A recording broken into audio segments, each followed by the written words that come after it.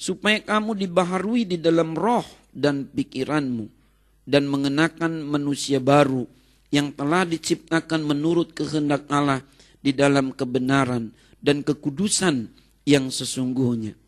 Karena itu buanglah dusta dan perkatalah benar seorang kepada yang lain.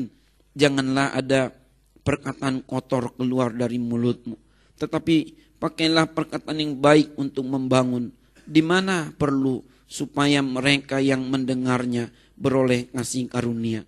Nah, ayat seperti ini adalah cocok bagi kita sekarang. Saudara merasa enggak? Saudara suka dihimpit oleh berbagai pergaulan yang tidak baik, nilai-nilai yang tidak baik, sikap hidup yang tidak baik. Pertanyaannya, saudara-saudara, bagaimanakah kita menjadi manusia yang baru di dalam Tuhan? Dengan pemikiran yang baru. Berapa banyak di antara saudara yang kalau mau membangun sesuatu harus buat gambar dulu? Semua kan? Itulah pemikiran. Gambar itu pemikiran. Pemikiran itu peta. Petanya dulu buat, baru sampai di tujuan. Ada alurnya. Sekarang bagaimana kita memiliki pemikiran? Dulu ketika kita belum percaya pada Tuhan, apa yang kita pikirin? Coba. Ingin kaya. Ingin apa lagi? Kalau orang-orang punya pacar yang keren, kece. Ingin apa lagi? Punya jabatan tinggi. Ingin banyak uang. Ingin apa lagi? Pemikiran itu ekuivalen dengan keinginan. Berbanding lurus dengan keinginan. Kalau sebatas ingin kaya, ingin pintar, ingin banyak uang, ingin jabatan tinggi, nampaknya sih belum bermasalah. Tapi yang lebih bermasalah, pasti bermasalah, mengingini milik orang lain, ingin jabatan orang lain, ingin kekayaan orang lain, ingin suami orang, ingin istri orang, ingin pacar orang, ingin rumah orang, ingin pelanggan orang. Pikiran. Kalau mau tidur yang terbayang-bayang apa? Yang dipikirin orang lain. Istrinya tidur dekat dia, tapi yang dipikirin istri orang lain, wanita lain. Dia makan malam dengan suaminya, tapi yang terbayang-bayang suami orang lain, laki-laki lain. Dia sedang melakukan pekerjaan, tapi yang dipikirin pekerjaan orang lain. Duh, enak ya kalau kerjaan saya seperti dia, seperti dia, seperti dia.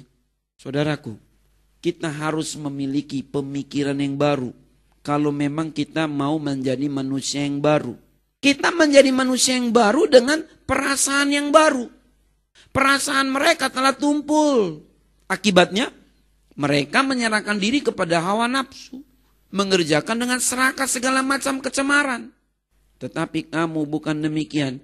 Kamu telah belajar mengenal Kristus. Apa maksudnya? Kamu telah belajar mengenal Kristus. Kamu sudah menjadi murid Kristus. Kamu telah mendapatkan pengajaran dari Kristus. Perasaanmu mesti berbeda. Kalau perasaan orang yang tidak percaya tumpul. Tahu tumpul. Orang butuh pertolongan. Dia nggak mau.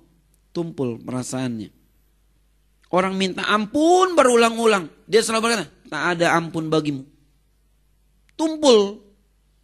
Tapi kamu harus murah hati, cepat iba, berbelas kasihan.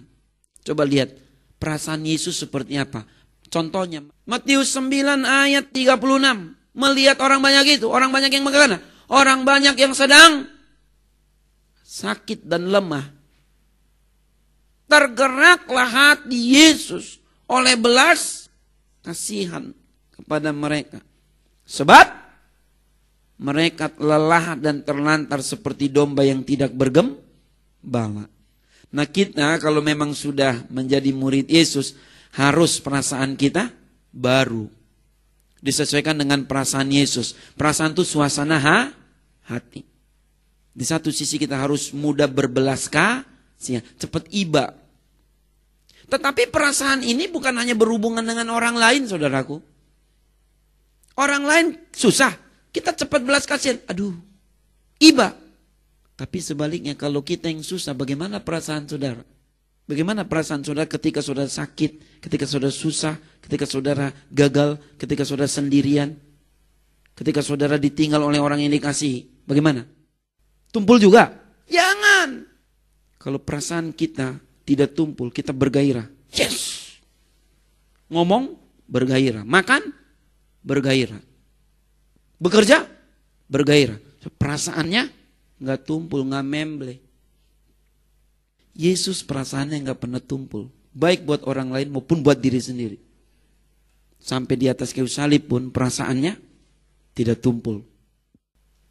Ada yang berkata, ya maklumlah Pak, kita ini udah tua Pak. Wajarlah kalau kita perasaannya udah tumpul, nggak ada gairah lagi. Saya nggak setuju. Coba kita baca Mazmur pasal 1 ayat 3. Dari ayat 2 saja.